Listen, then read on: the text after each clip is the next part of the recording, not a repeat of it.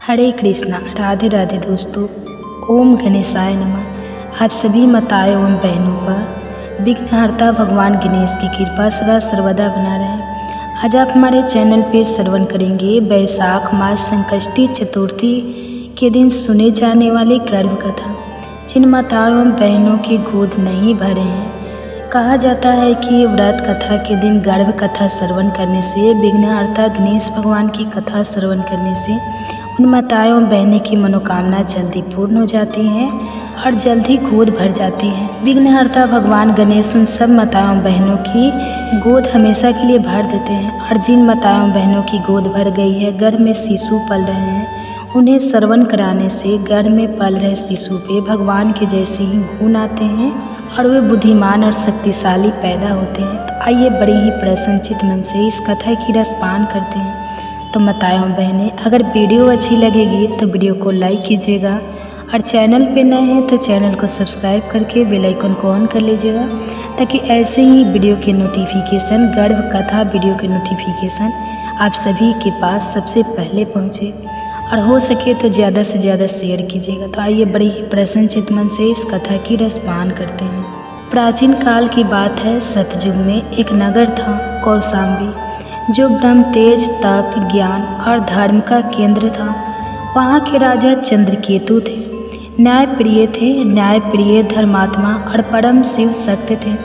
उनकी रानी का नाम मालविका था, राजस था। रानी अत्यंत सुंदर, दैवीय और धार्मिक प्रवृत्ति की थी। एक दुख उनकी सारी राज संपत्ति और वैभव को स्थान दे रहा था। उनका कोई संत नहीं था। जानवर व दिव्य मंदा माताराज और रानी ने अनेक व्रत, यज्ञ, तप और तीर्थ यात्राएं की। दूसरा सौभाग्य नहीं मिला। एक दिन रानी ने रात को स्वप्न में देखा कि एक दिव्य मूषक पर सवार एक अत्यंत युवा बालक, 4 भुजाओं वाला मस्तक पर चंद्र, हाथों में हस्तक, पास मोदक और अभय मुद्रा धारण किए हुए उनके सम्मुख प्रकट हुए। रानी अवशेष सुन शैतान वह दिव्य बाल मंदा मुस्कान के साथ बोली, माता, आपने मुझे नहीं बताया, मैं गणपति हूँ। मैं पूर्व जन्म का कर्जदार हूँ। वैशाख मास की संकष्टी चतुर्थी का व्रत मेरी कथाओं करो और जो मैं कहूँ वही करो। पुत्र रत्न सहित प्राप्त होगा। प्रभात होते ही रानी ने यह स्वप्न राजा को बताया था। पंडितों को बुलाया गया। संकष्टी चतुर्थी व्रत की विधि बताई गई और विधि पूर्वक व्रत करने का संकल्प लिया गया। उस दिन रानी ने उपवास किया, गणेश जी की पूजा की और संकष्टी चतुर्थी की गर्भ कथा श्रवण की। वही कथा अब यहाँ सुनी जा रही है। प्राचीन काल की बात है। एक तपस्विनी थी, सुशीला व परम पतिव्रता और अत्यंत धार्मिक महिला थी। उनके पत्नी अग्निवर्मा ने वन में तप किया था। सुशीला भी वैशाख मास की संकष्टी चतुर्थी में उपवास करती है, गणेश पूजा करती है और गर्भ कथा का श्रवण करती है। एक बार की बात है, वह संकष्टी व्रत कर रही थी। उसी समय एक देवदूत वहां आया और बोला, हे सुशीले, इतने वर्षों से व्रत और पूजा करती आ रही है, तुम्हारा पुत्र क्यों नहीं मिला? सुशीला ने नम्रता से उत्तर दिया, देव, जो प्रभु की इच्छा है वही है, मैं केवल उनका स्मरण करती हूँ। तब देवदूत बोला, इस जन्म में गर्भवती नहीं हो सकती, क्योंकि पिछले जन्म में गर्भवती गाय की हत्या कर दी गई थी। असल में यह पाप जन्मांतर तक तीसरा पीछा करेगा। यह सुन सुशीला अत्यंत व्यथित हो गए। उन्होंने तप और भी बढ़ाया और गणेश जी के मंच पर स्वयं को समर्पित कर दिया। कई वर्षों तक गणेश पूजन के बाद एक रात में गणपति ने स्वप्न में दर्शन दिए और कहा, हे सुशीले, अब तक तुम भी संकष्टी व्रत रखते हो। उनकी शक्ति से प्रीत दोष नष्ट हो गया है। अगले वर्ष वैशाख की संकष्टी चतुर्थी को तुम गर्भवती हो जाओगी और एक दिव्य पुत्र की प्राप्ति होगी। और कल्पना ही हुई। समय आने पर सुशीला ने एक युवा पुत्र को जन्म दिया, जो आगे चलकर महामुनि कवि केतु के नाम से प्रसिद्ध हुआ। राजमहल में यह गर्भ कथा सुनाते सुनते रानी मालविका के उत्सव के अश्रु ध्वजा लगे। उन्होंने श्रद्धा और विश्वास से संकष्टी व्रत पूर्ण किया। कुछ ही समय के बाद उन्हें शोरूम का आभास हुआ। 9 मास के बाद एक सुंदर, बुद्धिमान और युवा बालक का जन्म हुआ, जिसका नाम विभानु रखा गया। विभानु ने आगे चलकर ब्रह्मचर्य, सत्य, सेवा और राज्य को स्वर्ण युग में लाया। गणेश जी की कृपा से चंद्रकेतु वंश में ब्लैकआउट का अंत हुआ और अजियारा फैल हो गया। यह गर्भ कथा केवल चमत्कार नहीं बताती, यह धर्म, कर्म और श्रद्धा का मेल है। पूर्व जन्म के कर्मों का प्रभाव इस जन्म में पड़ता है। गणपति की कृपा से गर्भ दोष, संतान बाधा और जीवन के दोष दूर होते हैं। श्रद्धा और नियमित व्रत से यह प्रभावी भी संभव है। इस व्रत पर विशेष रूप से संतान की इच्छा पूरी करनी चाहिए। व्रत के दिन जल और फलाहार पर बने रहें। चंद्र दर्शन के बाद गणेश जी की पूजा करें। दूध, दूर्वा, पुष्प, अक्षत और सिंदूर से पूजन करें। ओम गणपते नमः मंत्र का जाप करें। गर्भ कथा अवश्य पढ़ें। अंत में चंद्रमा को अर्घ्य दें और व्रत का पारण करें। तो ये थे संकष्टी चतुर्थी व्रत के दिन सुने जाने वाले गर्भ कथा। अब आप श्रवण कीजिए गर्भ कथा, श्री कृष्ण के बाल लीला, उनके जन्म के समय की स्तुति। गर्भ कथा आप सभी माताओं एवं बहनें आज हमारे यूट्यूब चैनल पे श्रवण करेंगे कृष्ण के जन्म के समय की स्तुति। तो माताओं एवं बहनें आपसे अनुरोध है कि वीडियो को लाइक कीजिएगा और चैनल पे नए हैं तो चैनल को सब्सक्राइब करके बेल आइकन को ऑन कर लीजिएगा, ताकि ऐसे ही वीडियो के नोटिफिकेशन आप सभी के पास सबसे पहले पहुँचे। कहा जाता है कि गर्भावस्था में अगर पूरी भागवत ना भी सुन पाए तो कृष्ण के जन्म के समय की स्तुति अपने गर्भ में पल रहे शिशु को जरूर श्रवण कराना चाहिए। श्रवण करने से गर्भ में पल रहे शिशु पर भगवान के जैसे ही गुण आते हैं। तो आइए बड़े ही प्रसन्न चित्त मन से इस कथा का रसपान करते हैं। मथुरा नगरी के हृदय में जब अंधकार धीरे धीरे गहराने लगा, अत्याचार की छाया लोगों की आत्मा को डसने लगी थी। कंस का आतंक दिन प्रतिदिन बढ़ता जा रहा था। धर्म के लिए यह काल रात्रि के समान था। नर नारी, पशु पक्षी, यक्ष, गंधर्व सभी किसी चमत्कारी ज्योतिष की प्रतीक्षा कर रहे थे। देवकी वासुदेव की अर्धांगिनी मथुरा के राजमहल में अपने 8वें पुत्र की गर्भधारण की अवस्था में थी। वह पुत्र कोई साधारण जीवात्मा नहीं, स्वयं श्रीहरि का अंश था। देवकी का गर्भधारण करना मानव सृष्टि के मध्य अंधकार में एक दीपक के जलने के समान था। जब नारद मुनि को यह ज्ञात हुआ कि नारायण स्वयं इस धरा पर अवतरित होने वाले हैं, वे अत्यंत प्रसन्न हुए। वे तत्काल ब्रह्मलोक, कैलाश, यमलोक, इंद्रलोक सभी में यह शुभ समाचार फैलाने लगे। देवगण एकत्र होकर क्षीर सागर के निकट पहुँचे, जहाँ भगवान विष्णु विश्राम कर रहे थे। सभी देवताओं ने उनके चरणों में गिरकर प्रार्थना की। विष्णु भगवान ने उत्तर दिया, मैं शीघ्र ही देवकी के गर्भ से प्रकट होकर मथुरा में जन्म लूँगा। जैसे जैसे गर्भ के महीने बढ़ते गए, देवकी के तन में तेज और चेतना असाधारण रूप से प्रकट होने लगी। वासुदेव ने देखा कि उनकी पत्नी के मुख पर दिव्य आभा है। वह केवल एक माता नहीं थी, वे अब संपूर्ण ब्रह्मांड के पालनहार की जननी बनने जा रही थी। गर्भस्थ कृष्ण स्वयं भी उस गर्भ में ध्यान मग्न रहते हुए संसार की स्थितियों को जान रहे थे। वे स्वयं योगेश्वर थे और वहाँ से भी वे समस्त घटनाओं का संचालन कर रहे थे। देवकी कई बार स्वप्न में दिव्य दृश्य देखती। कभी श्रीहरि का शंख, चक्र, गदा और शंख पग दिखाई देता, कभी गोकुल के हरे भरे वन। एक रात्रि जब देवकी विश्राम कर रही थी, आकाशवाणी के रूप में देवताओं की स्तुति गूंज उठी। जय देव जनार्दन, योगेश्वर, जगत धारा, जगत के पालक, योग माया के स्वामी, तुम ही सृष्टि के आदि हो, तुम ही अंत। हे कृष्ण, तुम्हारा गर्भ में रहना भी संपूर्ण त्रिलोकी को पावन कर रहा है। देवकी के गर्भ में तुम दीपक हो, जो अंधकार में ज्ञान की ज्योति जगा रहा है। तव नाम मात्र से पाप विनष्ट होते हैं। गर्भवासी होकर भी तुम त्रिलोक के नाथ हो। हे योगेश्वर, तुम्हारी लीला अमग्य है। अच्युतांत गोविंद नामो स्तुति। श्री कृष्ण जननी गर्भे स्थिति होकर भी तुम समस्त ब्रह्मांड का भार उठाते हो। 8वां मास पूर्ण होते ही मथुरा में भय और कौतूहल दोनों का अवतरण फैल गया। कंस को ज्ञात था कि देवकी का 8वां पुत्र उसकी मृत्यु का कारण बनेगा। उसने कारा पहरा बैठा दिया। कारागार के चारों ओर प्रहरी, बंद द्वार और ब्रज के समान दीवारें थी, मगर नियति के आगे किसी की नहीं चलती। अष्टमी की रात्रि, रोहिणी नक्षत्र, अर्धरात्रि का समय, आकाश में घनघोर घटाएं छाई थी। बिजली कड़क रही थी, परंतु भीतर एक दिव्य प्रकाश फैला हुआ था। देवकी पीड़ा से काँप रही थी और वासुदेव उनके पास चुपचाप ध्यान मग्न खड़े थे। और तभी शांति छा गई, जैसे सृष्टि रुक गई हो। और वह क्षण आया, देवकी के गर्भ से स्वयं भगवान श्री कृष्ण प्रकट हुए।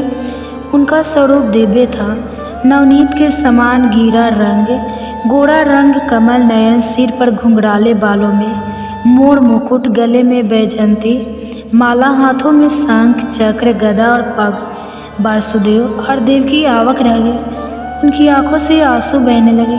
उन्होंने हाथ जोड़कर स्तुति की, हे श्री कृष्ण परमात्मा, परम कारण जगत, तव भक्तना रक्षस। हे प्रभु, आपने माता यशोदा के गर्भ में भी स्थान बनाया और आज हमारे गर्भ को पावन किया। आप ही वह दिव्य ज्योति हो जो अज्ञान के अंधकार को दूर करने आए हो। आपका यह जन्म लीला है, पर हर भक्त के लिए यह जीवन का सच्चा प्रकाश है। भगवान श्री कृष्ण ने माता पिता को आदेश दिया, मुझे गोकुल ले जाइए और वहाँ यशोदा के पास छोड़ आइए। योग माया मेरी स्थान लेगी। अचानक कारागार के सभी ताले खुल गए, पहरेदार निद्रित हो गए और यमुना मैया मार्ग देने को फूली सी सेज बन गई। वासुदेव ने श्री कृष्ण को टोकरी में रखकर गोकुल की ओर प्रस्थान किया। वर्षा हो रही थी, पर शेष नाग के फन फैलाकर उस दिव्य बालक को सुरक्षा दी। यमुना जी ने वासुदेव के चरण छूकर उन्हें मार्ग दिया। गोकुल पहुंचकर वासुदेव ने यशोदा के पास सो रही कन्या को लेकर श्री कृष्ण को वहां छोड़ दिया और लौट आए। गोकुल में सुबह का समय, जब यशोदा ने आंखें खोली तो देखा कि उनके पास एक परम सुंदर बालक शांति से लेटा है। उनका हृदय ममता से भर गया। उन्होंने उसे अपने स्तनों से दूध पिलाया और नाम रखा कन्हैया। श्री कृष्ण की बाल लीला शीघ्र ही प्रारंभ हो गई। वह अपने बालपन में ही अपनी मोहक मुस्कान, आँखों की चंचलता और अद्वितीय सौंदर्य से सबका मन मोहने लगे। गोपियाँ उन्हें निहारते न आघाते। अत्याचार की प्रतीक राक्षसी पूतना को कंस ने भेजा। वह सुंदरी रूप में आई और कृष्ण को दूध पिलाने के बहाने विष का स्थल लेकर पास पहुँची, परंतु श्री कृष्ण ने अपने मुख से उसका प्राण ही खींच लिया। राक्षसी वही ढेर हो गई। गोकुल में यह पहली बार था जब सबको ज्ञात हुआ कि यह बालक साधारण नहीं है। एक बार ब्रह्मा जी स्वयं श्री कृष्ण की लीला देखने आए। उन्होंने ग्वाल बाल और बछड़ों को छिपा दिया। श्री कृष्ण ने सबका रूप स्वयं धारण किया। ब्रह्मा ने अपनी मूल मानते हुए स्तुति की, ओम नमो भगवते वासुदेवाय नमो। ज्ञान मात्राय निर्गुणाय निर्गुणात्मने। प्रकट रूप में खेलते हुए भी आप अचिंत्य हैं, बालक रूप में लीला करते हुए भी आप साक्षात ब्रह्मा हैं। श्री कृष्ण का जन्म केवल एक घटना नहीं, बल्कि पूरे युग के पूर्ण निर्माण की शुरुआत थी। उनका गर्भस्थ रहना, जन्म लेना और बाल लीला, जो कृष्ण गर्भ में देवकी के हृदय को आलोकित करते हैं, वही आज भी भक्तों के हृदय में श्रद्धा का दीप जलाते हैं। उनकी स्तुति कलातीत है। उनका नाम मात्र ही मोक्ष का मार्ग है। नमन उस योगेश्वर को जो कभी बालक बनकर इस धारा पर उतरे। ये गर्भ कथा। अगर वीडियो अच्छी लगेगी तो वीडियो को लाइक कीजिएगा और चैनल पे नए हैं तो चैनल को सब्सक्राइब कर लीजिएगा और कमेंट्स में हरे कृष्णा राधे राधे जरूर लिखिएगा। और हो सके तो ज़्यादा से ज़्यादा आप अपने फैमिली फ्रेंड के साथ शेयर भी कीजिएगा। गर्भ गीता केवल एक ग्रंथ नहीं, बल्कि यह जीवन के गढ़ रहस्य को प्रकट करने वाला दिव्य प्रकाश है, जो आत्मा को जन्म मरण के बंधनों से मुक्त कर मोक्ष के पावन पथ पर ले जाता है। स्वयं भगवान श्री कृष्ण कहते हैं, जो श्रद्धा और भक्ति से गर्भ गीता का मनन करता है, वह संसार के बंधनों से मुक्त होकर परम शांति को प्राप्त करता है। यह ग्रंथ न केवल आत्मशुद्धि का दीप जलाता है, बल्कि गर्भवती माताओं के लिए भी अमृत के समान है। ऐसा विश्वास है कि जो माँ गर्भकाल में श्राद्ध से गर्भ गीता का श्रवण करती है, उसका शिशु न केवल संस्कारी और तेजस्वी होता है, बल्कि दिव्यता से भरकर समाज के लिए प्रेरणा बनता है। यदि आप भी इस अद्भुत ज्ञान की रोशनी अपने जीवन और भावी संतानों में भरना चाहते हैं, तो अभी वंदना काव्या चैनल को सब्सक्राइब करें और प्रेम पूर्वक लाइक करें, श्रद्धा से सब्सक्राइब करें और इस दिव्य संदेश को शेयर करके औरों तक पहुंचाएं, क्योंकि ज्ञान जब बांटा जाता है तभी वह संस्कार बनता है। श्री कृष्ण अर्जुन से कहते हैं, जब कोई आत्मा माँ के गर्भ में आती है तो वह मांस, मज्जा और रक्त से घिरी होती है। छठे महीने तक जब उसका शरीर विकसित होने लगता है, तब उसे असहनीय पीड़ा का अनुभव होता है। उस अंधकारमय, संकुचित और पीड़ादायक स्थान में वह आत्मा कड़ा उठती है और ईश्वर से विनती करती है, हे प्रभु, कौन सा पाप किया था मैंने जो मुझे फिर से इस अंधेरे गर्भ में आना। उस क्षण आत्मा को अपने सारे बुरे कर्म याद आते हैं। वह पश्चाताप करती है, आंसू बहाती है और ईश्वर से प्रार्थना करती है कि वह इस मोह और दुख से भरे संसार में जन्म ना दे। लेकिन ईश्वर मौन रहते हैं, क्योंकि उसका जन्म उसके ही कर्मों के अनुसार निश्चित होता है।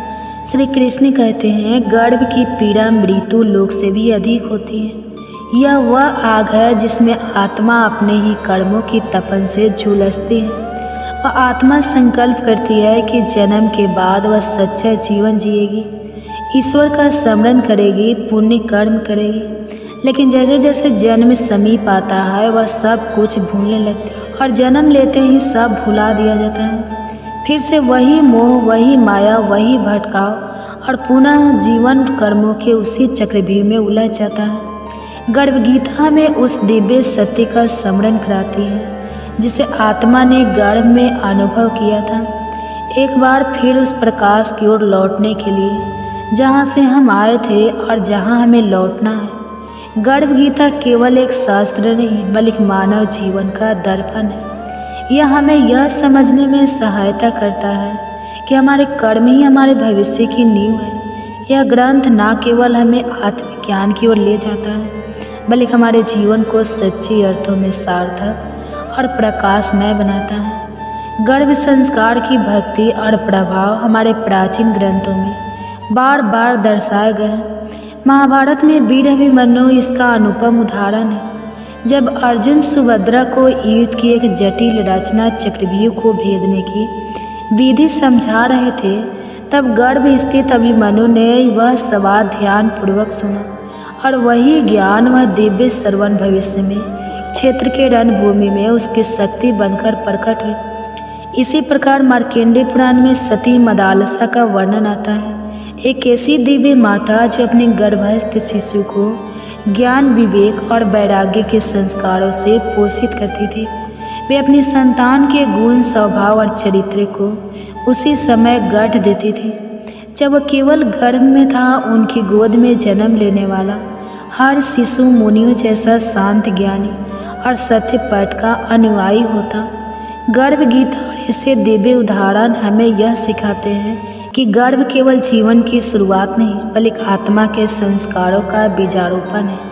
यदि हम इस पावन ज्ञान को अपनाएं तो आने वाली पीढ़ियां न केवल संस्कारी होगी, बल्कि समाज और संसार के लिए एक दिव्य प्रकाश बनेगी। विष्णु पुराण में प्रहलाद का उल्लेख आता है, जो राक्षस कुल में जन्मे, लेकिन उनकी माता गर्भावस्था के दौरान देवर्षि नारद के आश्रम में रही और विष्णु भक्ति का श्रवण किया। परिणाम स्वरूप प्रहलाद जन्म से ही विष्णु के परम भक्त बन गए और अधर्म के विरुद्ध खड़े हुए। गर्भगीता के प्रारंभ में अर्जुन भगवान से यही प्रश्न करते हैं कि आत्मा का बार बार जन्म क्यों होता है, इस जीवन में उसके कर्तव्य क्या है, किन पाप कर्मों के कारण वह अनेक दुख भोगता है और किन पुण्य कर्मों से वह जीवन में सुख प्राप्त करता है, अथवा कौन सा मार्ग है जिससे वह मोक्ष को प्राप्त करता है।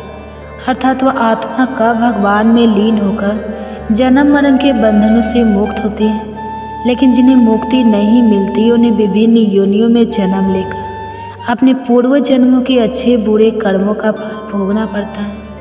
भगवान श्री कृष्ण मंद मुस्कान के साथ कहते हैं, हे अर्जुन, सच्चा भक्त वह नहीं जो केवल शब्दों में मेरा नाम लेता है, बल्कि वह है जो अपने हृदय में संपन्न की ज्योति प्रज्वलित करता है, जो अपने कर्मों को मेरी भक्ति में अर्पित करता है, जो मोह और अहंकार से मुक्त होकर प्रेम और सेवा के मार्ग पर चलता है। वही मेरा सच्चा भक्त है, जो मुझे केवल मंदिरों में नहीं बल्कि प्रत्येक जीव में देखता है, जो किसी को अपने से ना ऊंचा मानता है ना नीचा, जो निंदा और प्रशंसा से परे रहता है। वही वास्तव में मेरे चरणों का अधिकारी है। श्री कृष्ण की इन वाणी से अर्जुन के हृदय में भक्ति की लहरें उमड़ पड़ी। उसने श्रद्धा से सिर नवाया और निवेदन किया, हे माधव, फिर यह संसार अज्ञान में क्यों भटकता है, क्यों यह मोह माया में उलझता इतना दुख सहता है। श्री कृष्ण बोले, हे पार्थ, यह संसार मोह का जाल है। मनुष्य अपने ही कर्मों में उलझकर जन्म और मरण के चक्र में फंस जाता है। जिसे वह सुख मानता है वही अंतर दुख का कारण बनता है। जिस दिन यह समझ जाएगा कि ना कुछ उसका था और ना कुछ उसका रहेगा, बस वही क्षण उसके मोक्ष की ओर पहला कदम होगा। श्री कृष्ण के इन वचनों ने अर्जुन के अंतःकरण को शुद्ध कर दिया। वह समझ गया कि संसार में सच्ची शांति केवल ईश्वर की शरण में जाकर अहंकार और माया का त्याग करने से ही संभव है। यह सुनकर अर्जुन गहन चिंतन में डूब गया। उसे भली भांति ज्ञात हो गया कि मनुष्य का भाग केवल उसके ही कर्मों की परिणति है। वह आगे बोला, हे केशव, यदि कर्म ही सब कुछ तय करते हैं तो क्या मनुष्य अपने कर्म बदलकर अपना भाग्य भी बदल सकता है। श्री कृष्ण ने स्नेहपूर्वक उत्तर दिया, हे पार्थ, निसंदेह मनुष्य अपने सत्कर्मों के द्वारा अपने मनुष्य भविष्य को रूपांतरित कर सकता है। जैसे कोई अंधकार से प्रकाश की ओर बढ़ता है, वैसे ही कोई अपने दुष्कर्मों को त्याग कर पुण्य के पथ पर अग्रसर हो सकता है। जो अपने कर्म सुधार लेता है वही अपने जीवन में सुख और शांति प्राप्त करता है। अर्जुन की जिज्ञासा और भी प्रबल हो उठी। उन्होंने निवेदन किया, हे प्रभु, वह कौन सा कर्म है जो मनुष्य को सबसे उच्च स्थिति तक पहुंचा देता है, और वह कौन सा पाप है जिसके कारण उसे नरक की यातनाएं सहनी पड़ती हैं। श्री कृष्ण बोले, हे धनंजय, जो व्यक्ति परोपकार करता है, दूसरे के दुख हरता है, अपनी संपत्ति का उपयोग जन कल्याण में करता है और कभी असत्य, छल या अन्याय का मार्ग नहीं अपनाता, वह ऊंच लोकों को प्राप्त करता है और अतः मोक्ष को प्राप्त करता है। परंतु जो व्यक्ति लोभ, अधर्म और अन्याय में डूबा रहता है, जो दूसरे की संपत्ति हड़पता है और जो झूठ तथा कपट के सहारे अपनी इच्छाएं पूरी करता है, वो अपने पापों के कारण नरक की यातनाएं भोगता है। श्री कृष्ण के इन वचनों ने अर्जुन के अंदर को आलोकित कर दिया। वे भाव विभोर होकर बोले, हे माधव, अब मैं जान गया कि जीवन का सबसे बड़ा धर्म सत्य, सेवा और धर्म का पालन है। जिसने इसे स्वीकार कर लिया वही सच्चे सुख को प्राप्त करता है। श्री कृष्ण मुस्कुराए और बोले, हे अर्जुन, यही परम सत्य है। जो इस ज्ञान को अपने जीवन में उतार लेता है वही जन्म मरण के बंधनों से मुक्त होकर परम शांति को प्राप्त करता है। फिर भगवान श्री कृष्ण के मुखमंडल पर गंभीरता छा गई। वे बोले, हे अर्जुन, यह समस्त संसार कर्म के बंधनों से बंधा हुआ है। हर जीव अपने पूर्व जन्मों के कर्मों का ही फल भोगता है। अर्जुन की जिज्ञासा और भी बढ़ गई। उन्होंने पूछा, हे प्रभु, रक्त विकार उत्पन्न होने का क्या कारण होता है।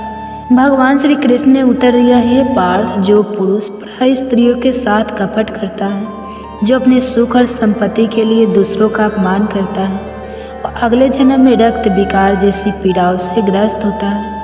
अर्जुन ने पुनः पूछा, हे माधव, कोई व्यक्ति निर्धन क्यों जन्म लेता है। श्री कृष्ण बोले, हे अर्जुन, जो मनुष्य कभी भी दान नहीं करता, जो अपने धन को केवल अपनी सुख सुविधा में लगाता है और किसी भी सहायता नहीं करता, वह अगले जन्म में निर्धनता का जीवन पाता है। उसका भाग्य उसे दरिद्रता की ओर ले जाता है। अर्जुन का मन व्याकुल हो उठा। उन्होंने आगे प्रश्न किया, हे केशव, खंड वायु लकवा किस पाप का फल होता है? श्री कृष्ण ने उत्तर दिया, हे धनंजय, जो व्यक्ति अपने माता पिता का अपमान करता है, उनका तिरस्कार करता है और उनकी सेवा नहीं करता, उसे अगले जन्म में खंड वायु का दंड भोगना पड़ता है। अर्जुन की आंखों में श्रद्धा छलकने लगी। उन्होंने फिर पूछा, हे प्रभु, कोई जन्म से अंधा या अपाहिज क्यों होता है? भगवान श्री कृष्ण बोले, हे अर्जुन, जो व्यक्ति जीवन में अन्याय करता है, जो किसी निर्देश के नेत्रों में आंसू लाता है, जो किसी की टांगें तोड़ने या उसे अपाहिज बनाने का अपराध करता है, वह अगले जन्म में स्वयं अंधवंतर या अपांगता का कष्ट झेलता है। अर्जुन का हृदय पीड़ा से भर उठा। वे बोले, हे प्रभु, कुछ स्त्रियां बाल विधवा क्यों होती हैं? श्री कृष्ण उत्तर देने लगे, हे अर्जुन, जो स्त्रियां अपने पति के साथ छल करती हैं, जो अपने जीवन को झूठ और कपट से चलाती हैं, वे अगले जन्म में बाल विधवा बनती हैं। ऐसे कर्म उन्हें दुख और पीड़ा के पथ पर ले जाते हैं। अर्जुन ने एक लंबी सांस ली और पूछा, हे माधव, यदि कर्म ही सर्वश्रेष्ठ है तो क्या मनुष्य अपने कर्मों को बदलकर अपने भविष्य को भी बदल सकता है? श्री कृष्ण मुस्कुराए और बोले, हे पार्थ, निसंदेह जो व्यक्ति अपने कर्मों को सुधार लेता है, जो सत्य, धर्म और सेवा के मार्ग पर चलता है, वह अपने जीवन को उज्जवल बना सकता है। इस संसार में एक ही अपरिवर्तनीय सत्य है, कर्म जो जैसा करता है वैसा ही फल प्राप्त करता है। अर्जुन ने हाथ जोड़ते हुए कहा, हे प्रभु, आपने जो ज्ञान दिया उसने मेरे अंतःकरण को शांति से भर दिया है। अब मैं जान गया हूँ कि जीवन में सबसे बड़ा धर्म सत्य, भक्ति और सेवा है। भगवान श्री कृष्ण मुस्कुराए और बोले, हे अर्जुन, जो इस ज्ञान को अपने जीवन में उतारेगा वह जन्म मरण के बंधन से मुक्त होकर परम शांति को प्राप्त करेगा। फिर श्री कृष्ण ने अर्जुन की ओर करुणा भरी दृष्टि डालते हुए कहा, हे पार्थ, निसंदेह मन अत्यंत चंचल और बलशाली है। यह उन्मत्त हाथी के समान है जो बिना लगाम के विपरीत दिशाओं में दौड़ता रहता है, परंतु हे अर्जुन, इसे संयम और निरंतर अभ्यास से नियंत्रित किया जा सकता है। अर्जुन ने एक लंबी सांस ली और पूछा, हे माधव, यह अभ्यास और संयम कैसे किया जाए? क्या कोई सरल मार्ग है जिससे मन को वश में किया जा सके? श्री कृष्ण ने मधुर मुस्कान के साथ उत्तर दिया, हे धनंजय, आप सभी के गर्भ में पल रहे शिशु पर कान्हा जी का आशीर्वाद सदैव बनी रहे। आज आप हमारे चैनल पे श्रवण करेंगे गर्भ कथा। हमारे पुराणों में अनेक प्रसिद्ध कथाएं हैं जो मनुष्य को जीवन की सही राह दिखाने में मदद करती हैं। आज ऐसे ही एक संपूर्ण कथा आपको सुनाने जा रही हूँ, जिसे गर्भ में संतान सुनकर अनेक शिक्षाओं के साथ प्रसन्नता तो पाएंगे ही, साथ ही माताएं समझ पाएगी कि गर्भकाल की शिक्षा का कितना अधिक महत्व होता है। तो आइए प्रारंभ करते हैं। उससे पहले हम कथा प्रारंभ करें, आप कथाओं में खो जाए उससे पहले माताएं एवं बहनें, आपसे अनुरोध है कि वीडियो अच्छी लगेगी तो वीडियो को लाइक कीजिएगा और चैनल पे नए हैं तो चैनल को सब्सक्राइब करके बेल आइकन को ऑन कर लीजिएगा, ताकि ऐसे ही गर्भ कथा का नोटिफिकेशन आप सबके पास सबसे पहले पहुँचे। और हो सके तो ज़्यादा से ज़्यादा शेयर कीजिएगा। और वीडियो अच्छी लगेगी तो कमेंट्स में हरे कृष्णा राधे राधे जरूर लिखिएगा। तो आइए प्रारंभ करते हैं। जब भगवान ब्रह्मा ने पृथ्वी को समुद्र से बाहर निकाल हिरण्यकश्यप को मारकर पृथ्वी को आतंक से मुक्त किया था, तब उसका भाई हिरण्यकश्यप बहुत गुस्सा हुआ। उसने तय किया कि वह अपने भाई का प्रतिशोध अवश्य लेगा। उसने खुद को अजय और अमर बनाने के लिए हिमालय पर जाकर घोर तपस्या आरंभ की। उसे कठिन तप करता देख इंद्र भी घबराने लगे। उन्होंने दैत्यों की राजधानी पर हमला कर दिया। जब जाना हिरण्यकश्यप की पत्नी गर्भवती है तो उसे भी बंदी बना लिया। सोचा राक्षस का पुत्र राक्षस बनेगा और आगे चलकर हमारे लिए मुश्किल उत्पन्न करेगा। हिरण्यकश्यप वहाँ था नहीं, इसलिए दैत्य हारकर भागने लगे। देवताओं ने दैत्यों की राजधानी लूट ली। इंद्र ने हिरण्यकश्यप की पत्नी क्यादु को बंदी बना लिया और स्वर्ग ले जाने लगा। पर तभी रास्ते में देवर्षि नारद मिले। उन्होंने इंद्र से कहा, तुम दैत्यराज की पतिव्रता पत्नी को मत ले जाओ, यह महापाप है। इस पर इंद्र ने अपना उद्देश्य बताया कि जन्म के बाद वह संतान का वध करेगा, फिर देवी कयाधु को भी छोड़ देगा। तब नारद जी ने समझाया, गर्भ में संतान के संस्कार बदले जा सकते हैं। यह संतान भगवान श्री विष्णु की परम भक्त बनेगी। बस तुम कयाधु पुत्री को मुझे सौंप दो।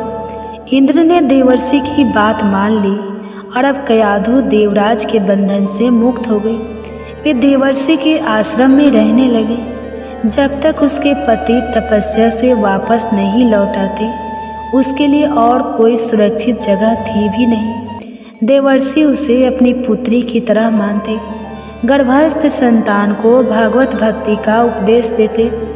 गर्भ में प्रहलाद भी उन उपदेशों को सुन बड़ा ही आनंदित होता। कुछ वर्षों बाद जब हिरण्यकश्यप वरदान प्राप्त कर लौटा, उसने सभी देवताओं को जीत लिया, सभी लोकपालों को हराकर उनकी सारी संपदा छीन ली। भगवान से उसे विरोध था, इसलिए ऋषियों को परेशान करता यज्ञ रोक दिए, धर्म के खिलाफ खड़ा हो गया। सब तरह सिर्फ उसे ही भगवान के समान पूजने की आज्ञा थी। इधर पुत्र प्रहलाद और पत्नी भी अब उसके पास लौट आए थे। प्रहलाद की शिक्षा के लिए उसने अपने गुरु शुक्राचार्य के पास उसे भेजा, और तब शुक्राचार्य जी तपस्या में व्यस्त थे, इसलिए गुरु के पुत्र सन और अम्रक उसे शिक्षा देने लगे। एक दिन प्रहलाद वापस घर आए। माँ ने खूबसूरत वस्त्रों से सजाया, पिता ने गोद में बैठाया, फिर उससे पूछा कि तुमने अभी तक क्या सीखा है। तब प्रहलाद उत्तर देते हैं, पिताजी, सभी लोग संसार में मोहित रहकर उद्वन रहते हैं। मेरा मानना है कि हमें अंतःकरण में श्री हरि की शरण लेनी चाहिए। हिरण्यकश्यप जोर से हंस पड़ा। उसे लगा कोई दुश्मन उनके पुत्र प्रहलाद को यह ज्ञान सिखा रहा है। उन्होंने अपने गुरु के पुत्रों से कहा, तुम्हें प्रहलाद को सुधारना होगा, उसे दैत्य कुल के उचित आदर्श, धर्म और काम की शिक्षा दो। गुरु के पुत्र ने प्रहलाद को अपने पास बुलाया और पूछा, तुमने यह अज्ञान कहाँ से सीखा? प्रहलाद मुस्कुराते हुए कहा, गुरुदेव, इस दुनिया में हम भगवान की माया के चक्कर में बह रहे हैं। भगवान दयालु होते हैं। जब वह किसी पर अपनी दया बरसाते हैं तो वह इंसान के मन में बस जाते हैं। मेरे मन को उनकी अनंत कृपा ने उन परम पुरुष की ओर खींच लिया है। मेरे गुरु ने मेरे साथ बहुत मेहनत की है, मुझे ज्ञान का सही मार्ग दिखाया है। उन्हीं ने मुझे सच्ची शिक्षा दी है। उन्हीं ने मुझे अर्थशास्त्र, दंड नीति और राजनीति के बारे में भी सिखाया है। मैं अपने गुरु की शिक्षा को ध्यान से सीखता था। उनके मन में विद्या के प्रति सच्ची आस्था थी। मैंने गर्भकाल में ही संपूर्ण ज्ञान प्राप्त कर लिया है। गुरु पुत्र को उसकी बात ज़्यादा समझ नहीं है। तब हिरण्यकश्यप ने भी अपने पुत्र को गोद में बिठाकर पूछा, बताओ बेटा, सबसे अच्छा ज्ञान क्या है? प्रहलाद ने कहा, मेरे अनुसार सर्वोत्तम ज्ञान वही है जो भगवान के गुणों और आचरणों को सुनने की प्रेरणा देता हो, उनकी लीलाओं और नामों का भजन, उनके श्री चरणों की सेवा, उनकी पूजा, उनकी स्तुति, उनके सामने दास बनना, उनसे दोस्ती करना, उनके प्रति अपनी आत्मा को समर्पित करने का भाव जगाता हूँ। मेरे अनुसार इसी का अनुसरण कर हम जीवन में सबसे उत्तम फल प्राप्त कर सकते हैं। हिरण्यकश्यप बहुत क्रोधित हो गया। उन्होंने प्रहलाद को बुरी तरह डांटा और उसे जमीन पर पटक दिया। उनके गुरुकुल के छात्रों ने बताया कि हमने उसे गलत नहीं सिखाया है। प्रहलाद शांति से खड़े रहे, बिना किसी क्रोध के। वे अपने पिता से कहने लगे, पिताजी, आपको गुस्सा नहीं आना चाहिए। गुरु के पुत्रों का भी कोई दोष नहीं है। वे विषयों की वस्तुओं को बार बार उपभोग करके उन्हीं में लगे रहते हैं, पर मैं सच्चे ज्ञान को जानता हूँ। आज वह नन्हा सा बच्चा त्रिभुवन विजय दैत्यराज हिरण्यकश्यप के सामने बिना डरे खड़ा था और पिता की रुचि के विपरीत यह सब कहे जा रहा था। दैत्यराज के गुस्से का अब कोई पार नहीं था। उसने अपने क्रूर सभासदों को आदेश दिया, जाओ तुरंत इस दुष्ट बच्चे को मार डालो। दैत्य बच्चे पर हमला करने के लिए तलवार, त्रिशूल, अन्य शास्त्रों को लेकर चिल्लाते हुए उस बालक पर टूट पड़े, पर प्रहलाद निर्भय खड़े रहे। उन्हें सब जगह उन्हें दयालु प्रभु ही दिखाई देते थे। उन्हें किसी का भी डर नहीं था। असुरों ने बड़े ताकतवर अस्त्र शस्त्रों से बार बार हमला किया, लेकिन प्रहलाद को खरोच तक नहीं आई। उसके शरीर को छूते ही हथियार टुकड़े टुकड़े हो जाते। हिरण्यकश्यप को बहुत हैरानी हुई। उसने तय कर लिया कि वह प्रहलाद को अब जिंदा नहीं छोड़ेगा। वह कई तरह के उपाय करने लगा। एक बार हाथी के सामने प्रहलाद को डाल दिया, लेकिन हाथी ने प्रहलाद को प्यार से अपनी सूंड से उठा लिया। फिर प्रहलाद को उसने एक कटोरी में बंद कर दिया, जहाँ भयंकर सर्पों को छोड़ दिया। लेकिन यह सर्प प्रहलाद के पास पहुंचकर केचुए की तरह सीधे हो गए। जब जंगली सिंह के सामने उसे छोड़ा गया तो वह पालतू कुत्ते की तरह उसके सामने पूंछ हिलाता हुआ बैठ गया। जब प्रहलाद को खाने के लिए उग्रवस्त्र दिया गया तो उसका भी उस पर कोई प्रभाव नहीं हुआ। विष पेट में जाकर अमृत बन गया। अनेक दिनों तक उसे भोजन नहीं दिया गया, जल की एक बूंद नहीं मिली। फिर भी प्रहलाद के स्वास्थ्य पर कोई असर नहीं हुआ। वे तो दिन पर दिन और भी मजबूत दिखाई दे रहे थे। उन्हें ऊंचे पर्वत से गिराया गया, पत्थरों के साथ बांधकर समुद्र में फेंक दिया गया, पर हर बार वे भगवान का नाम गुणगान करते हुए वापस लौटे। इतना सब होने पर हिरण्यकश्यप की बहन होलिका ने कहा, भैया मैंने तप करके एक विशेष वस्त्र पाए हैं। वे वस्त्र अग्नि में नहीं जलते, इसलिए मैं उन वस्त्रों को पहनकर प्रहलाद की गोद में लेकर अग्नि में बैठ जाऊंगी। तब देखते ही कौन सी माया उसे बचा पाएगी। हिरण्यकश्यप को प्रस्ताव पसंद आया और ऐसे ही व्यवस्था की गई। परंतु भगवान की लीला यहाँ भी सबने देखी। होलिका का वस्त्र उड़ गया और वह जलकर खाक हो गई। वही प्रहलाद का बाल भी बाका नहीं हुआ। उसने पुनः अपने पिता को समझाया, भगवान से नफरत करना बंद करो। भगवान नाम का प्रभाव देखो कि अग्नि भी मुझे शीतल लगती है। अभी भगवान श्री हरि का नाम लो और संसार के सारे तपों से मुक्त हो जाओ। राक्षस राजा हिरण्यकश्यप के साथ कई राक्षसों ने उसे माया के साथ डराने के अनेक प्रयोग किए, लेकिन प्रहलाद के सामने माया की भी एक नहीं चलती। जैसे ही वे अपनी आंखें उठाते, मायावी दृश्य समाप्त हो जाते। हिरण्यकश्यप अति क्रोध में भरकर प्रहलाद को सभा में बुलाते हैं और गुस्से में पूछते हैं, कहाँ है तेरा भगवान? क्या तुम इसे खंभे में भी देखते हो? तब प्रहलाद ने कहा, हाँ पिताजी, मैं उन्हें यहाँ भी देखता हूँ। तब क्रोध में सिंहासन से उठकर उसने बड़े जोर से खंभे को एक घूंसा मारा। उस खंभे में से एक महाभयंकर दहाड़ उठी, जैसे सारा ब्रह्मांड फट गया हो। सभी लोग भयभीत हो गए। हिरण्यकश्यप भी इधर उधर देखने लगा। उसने देखा खंभा बीच से फट गया है और वहाँ से मनुष्य के शरीर और सिंह के मुख की अद्भुत भयंकर आकृति प्रकट हो रही है। भगवान नरसिंह बहुत तेजी से आगे बढ़ रहे थे और वे गरजने लगे। उन्होंने दैत्य राजा हिरण्यकश्यप को पकड़ लिया और जिस दैत्य राज के पास वरदान था कि वह किसी भी घर के अंदर या बाहर, दिन में न रात में, धरती पर या आसमान में किसी भी प्राणी, किसी भी हथियार, किसी भी मनुष्य, पशु, किसी भी जीवित निर्जीव प्राणी से नहीं मरेगा। किसी भी अस्त्र शस्त्र का प्रभाव उस पर नहीं होगा। उसे भगवान ने अपनी जंघ पर रखकर अपने नाखूनों से उसका पेट फाड़ दिया। दैत्यराज हिरण्यकश्यप का अंत हुआ, लेकिन भगवान नरसिंह का क्रोध अभी शांत नहीं हुआ। वे बार बार गरज रहे थे। इसके बाद ब्रह्मा, शंकर और अन्य देवता उनकी स्तुति करने लगे। माँ लक्ष्मी भी भगवान के विकराल क्रोधित रूप को देखकर बहुत डर गई। उनकी हिम्मत नहीं हुई कि वह उनके पास जाए। आखिर ब्रह्मा जी ने प्रहलाद को भगवान नरसिंह को शांत करने के लिए इशारा किया। तब प्रहलाद निर्भय होकर भगवान के पास गए और उनके चरणों में गिर गए। भगवान ने स्नेह से उन्हें उठा लिया, अपनी गोद में बैठा लिया।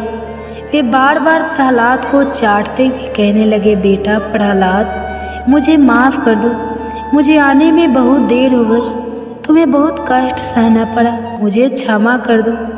प्रहलाद का गला भर आया। आज त्रिभुवन के स्वामी उनके सिर पर अपना आशीर्वाद देकर उन्हें प्यार से छू रहे थे। प्रहलाद जी धीरे धीरे खड़े हुए। उन्होंने अपने हाथ जोड़कर भगवान की प्रशंसा की, बड़े भक्ति भाव से भगवान की महिमा गाई। आखिरकार भगवान ने उनसे एक वरदान मांगने के लिए कहा। प्रहलाद ने कहा, प्रभु आप वरदान देने की बात करके मेरी परीक्षा क्यों लेते हैं?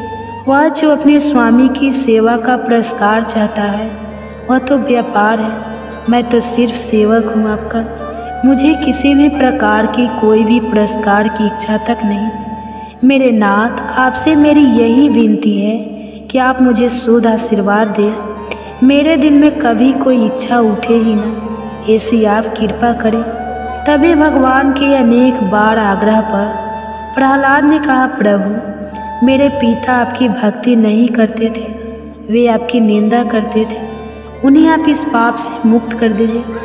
तब भगवान ने कहा, प्रहलाद, जिस परिवार में मेरा भक्त होता है वह पूरे परिवार को पवित्र बना देता है। उनकी 21 पीढ़ियाँ मुक्त हो जाती हैं। मेरे भक्त का जन्म होने वाले स्थान को धन्य माना जाता है।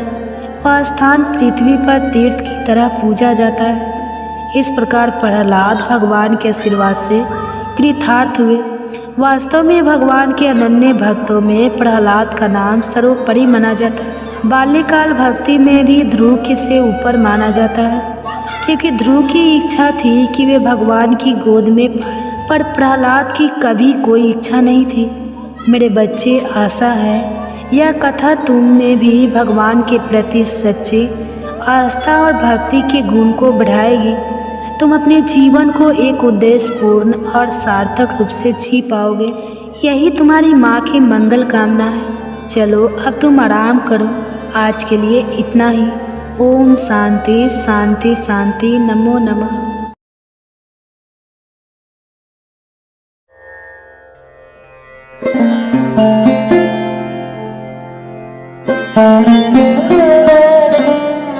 हरे कृष्णा। राधे राधे दोस्तों, आप सभी माताओं एवं बहनों पर भगवान का आशीर्वाद सदा सर्वदा बना रहे। आप सभी के गर्भ में पल रहे शिशु पर कान्हा जी का आशीर्वाद सदैव बनी रहे।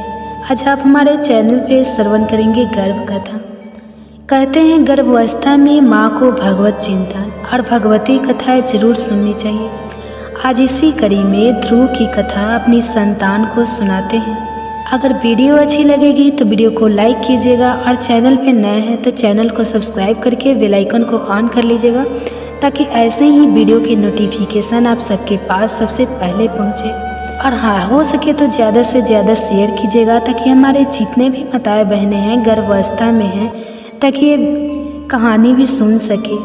तो आइए श्रवण करते हैं गर्भ कथा। इसके लिए माता एक शांत स्थान पर बैठ जाए। एक ऐसा समय चुने जहाँ बहुत ज़्यादा डिस्टर्ब ना हो और आपको इसको बीच में ना रोकना पड़े। आप दोनों हाथ अपने गर्भ पर रख लें, कोमलता से अपनी आँख बंद कर लें और अपनी संतान से कहे, आओ मेरे बच्चे, मैं तुम्हें एक बहुत ही प्रेरक कथा सुनाती हूँ। इसके लिए मैं तुम्हें सतयुग के उस समय लेकर चलती हूँ जहाँ प्रदेश के राजा उत्तानपाद रहते थे। उनकी 2 रानियाँ थीं। माताएं एवं बहनें, आप सभी से हाथ जोड़कर विनती है कि वीडियो को पूरा देखिएगा और ज़्यादा से ज़्यादा वीडियो को शेयर भी कीजिएगा। और ये कथाएं आपको कैसी लगे कमेंट्स में ज़रूर बताइएगा। हरे कृष्णा राधे राधे ज़रूर लिखिएगा। कहते हैं कि उनकी 2 रानियाँ थीं, सुरुचि और सुनीति। सुरुचि बहुत सुंदर थी और राजा को बहुत प्रिय भी थी। उसके पास सुख सुविधाओं की कोई कमी नहीं थी। इसलिए सुरुचि रानी का पुत्र उत्तम भी अपने पिता राजा उत्तानपाद का दुलारा था। राजमहल के बाहरी हिस्से में दूसरी रानी सुनीति रहती थी। उनका स्वभाव महापुरुषों जैसा था। वह धर्म मार्ग पर चलती, सभी के प्रति दया, प्रेम, करुणा का भाव रखती और ऐसा ही आचरण देख उनका पुत्र ध्रुव बड़ा हो रहा था। एक दिन सुबह का समय था। सुबह की लाली धीरे धीरे जाकर भगवान सूर्य का प्रकाश पूरे प्रदेश को प्रकाशित कर रहा था। सभी बच्चे घर के बाहर अपने मित्रों के साथ विभिन्न खेल खेल रहे थे। भीतर राज दरबार सजा हुआ था। राजा उत्तानपाद अपनी प्रिय रानी सुरुचि के साथ सिंहासन पर बैठे थे। वे अपनी गोद में बैठे पुत्र उत्तम को दुलार रहे थे। उसी समय खेलते खेलते ध्रुव भी महल में प्रवेश करता है।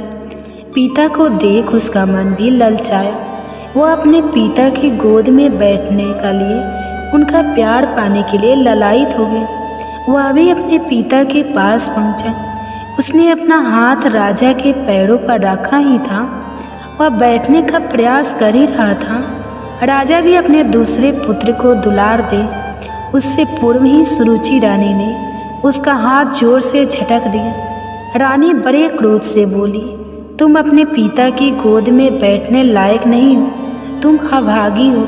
तुम्हें पूरे जीवन पुण्य करने होंगे ताकि तुम अपना भाग्य बदल पाओ और मेरी कोख से जन्म लेने का सौभाग्य पाओ। तभी तुम पिता का प्रेम और दुलार पा सकते हो। राजा उत्तानपाद को थोड़ा बुरा लगा, पर वे अपनी प्रिय रानी के विरुद्ध जाने का साहस नहीं कर सकते थे। ध्रुव नन्हा सा बालक अपनी सौतेली माँ की बातें ठीक से तो नहीं समझ पा रहा था, पर वह इतना समझ चुका था कि सबके सम्मुख उसका अपमान हो रहा है और उसमें उसके पिता भी उसका साथ नहीं दे रहे। इसलिए रोता बिलखता माँ माँ पुकारता ध्रुव राजमहल के बाहर चला जाता है। पूजा कक्ष में बैठी रानी सुनती अपने पुत्र की आवाज़ सुनकर कांप गई। वह बाहर भागते हुए गई और अपने बच्चे को सीने से लगा लिया। मन ही मन किसी अप्रिय घटना का सोचकर उसका हृदय भर रहा था। वह धीरे से ध्रुव के दुख का कारण पूछती है। माँ, पिताजी मुझसे बिल्कुल प्यार नहीं करते। वे मुझे अपनी गोद में भी नहीं बिठाते। वे सिर्फ उत्तम को प्यार करते हैं। माँ, ऐसा क्यों? माँ, मैंने क्या नुकसान किया है? उनका क्या मैं इतना बुरा हूँ? माँ, मैं इतना बुरा हूँ? सुनीति ऐसा नहीं कहते बेटा। सुनीति सब समझती थी।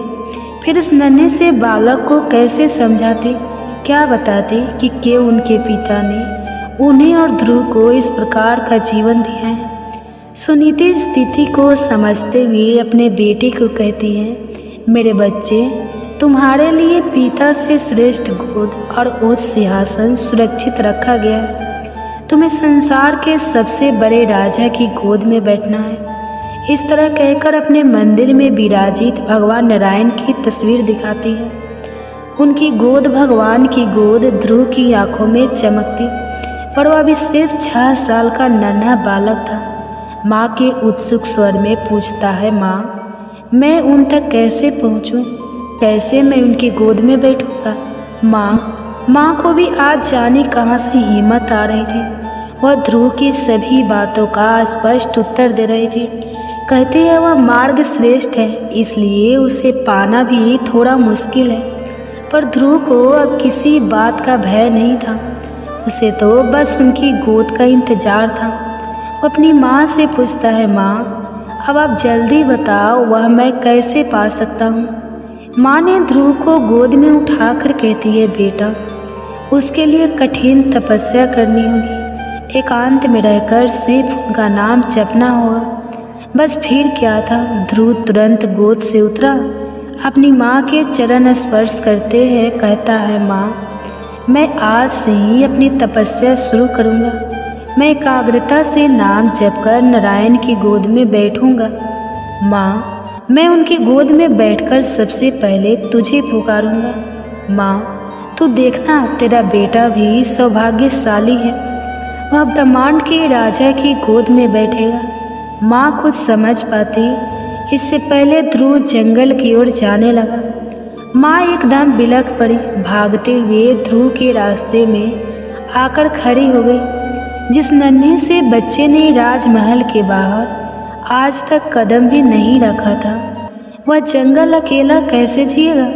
क्या यह भी कोई उम्र है उसके जंगल जाने की? रानी फूट फूट कर रोने लगी। ध्रुव नहीं रुका, अपनी माँ को समझाते हुए कहता है, माँ, नारायण को पाना आसान नहीं है, कष्ट तो करनी होगी, तेरा बेटा करेगा माँ, वह भी सौभाग्यशाली बनेगा। माँ रोए जा रही थी, वह आगे बढ़ता जा रहा था।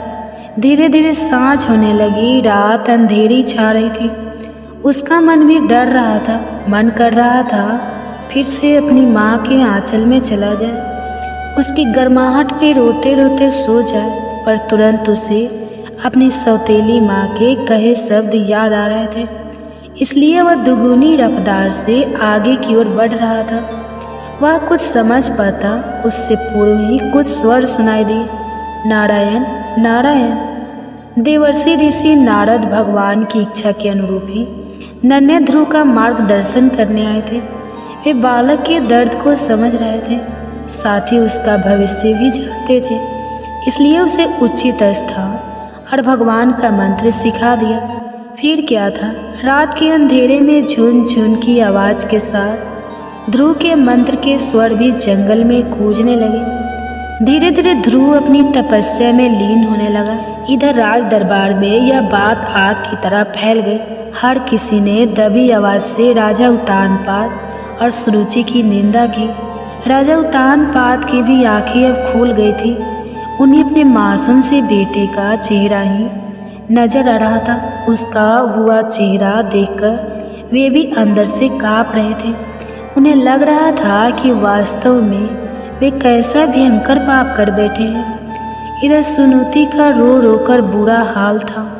उसका आखिर राजमहल में अपने पुत्र के अलावा और था ही कौन। वह उसे बार बार याद कर बस रोती जा रही थी। राजा भी अब अपनी गलती को मानकर ध्रुव को मनाने के लिए जंगल की ओर निकल रहे थे, पर तभी उन्हें पूंजी मिल गए जिन्होंने राजा को रोक दिया। आपका पुत्र कोई साधारण पुत्र नहीं है, वह तेजस्वी बालक सचमुच नारायण की गोद में विराजेगा। आपके और आपके राज्य की कीर्ति को संपूर्ण ब्रह्मांड में फैलाएगा। उसका जन्म इसी हेतु हुआ है, इसलिए हे राजन, आप शक ना करें, बल्कि निश्चिंत रहें, वह जल्दी ही आप सभी के पास लौट आएगा। इधर ध्रुव अपनी तपस्या में लीन था। जंगली जानवरों की आवाज़, उनके सताने का भय आसपास हमेशा बना रहता। कभी बंदरी के समीप उसके बच्चे को लिपटा देखता तो उसका मन भी भरता, पर वह किसी भी कीमत पर लौट जाना नहीं चाहता था। 6 साल के बच्चे का ऐसा दृढ़ निश्चय कि अनेक प्रलोभन, अनेक भय दिखाने पर भी वह नारायण जब से अलग नहीं हुआ। 6 महीने से अकेला ना बालक तपस्या कर रहा था और उसकी चाह भी थी तो क्या, बस एक बार नारायण की गोद में बैठना है। इसे देखकर भगवान भी अधिक समय तक उससे दूर नहीं रह पाए। वे ध्रुव के समीप पहुंचकर प्यार से उसके सर पर हाथ रखते हैं। ध्रुव अपनी आंखें खोलता है, उसे विश्वास नहीं होता कि उसके सम्मुख कौन खड़ा है। चतुर्भुज रूप में नारायण वह बार बार आंखें बंद करता खोलता, खुद को चिमटी काटता। वह सोच ही नहीं पा रहा था कि यह क्या हो रहा है। उसके साथ भगवान उसकी मासूमियत को देखकर मुस्कुराते हैं, उसे तुरंत उठाकर अपनी गोद में बैठा लेते हैं, मानो अब तो धरती आकाश सब फूल बरसा रहे हों। जंगल की प्रत्येक कली फूल बनकर उस पर गिर जाना चाहती हूँ। प्रकृति खुशी से घूमना चाहती हूँ, सारे पंछी खुशी से गाने लगे हूँ, हवाएं मधुर स्वर में बांधे यंत्र बजा रही हूँ। पूरे वातावरण में एक अद्भुत सा आनंद छा गया। ध्रुव की आंखें खुशी से टिमटिमाने लगी। वह धीरे से प्रभु से कहता है, प्रभु अब कोई मुझे और मेरी माँ को अभागा नहीं कहेगा ना। भगवान ने अपने दोनों हाथ कसकर ध्रुव को समेट लिया। नहीं बेटा, तुम ब्रह्मांड में वह स्थान पाओगे जिसके आगे देवी देवता सप्तऋषि भी पराक्रमा करेंगे। प्रलय काल में भी तुम सुरक्षित रहोगे। तुम्हारी कीर्ति अनंत जन्मों तक फैली रहेगी। हर मनुष्य तुम जैसी संतान की प्राप्ति करना चाहेगा। तुम और तुम्हारी माँ श्रेष्ठ गति को पाओगे। ध्रुव अपने हाथ जोड़ प्रभु को नमन करता है। आज की कथा को यहीं समाप्त करती हूँ। सभी को प्रणाम। जय श्री कृष्णा। बहुत बहुत धन्यवाद।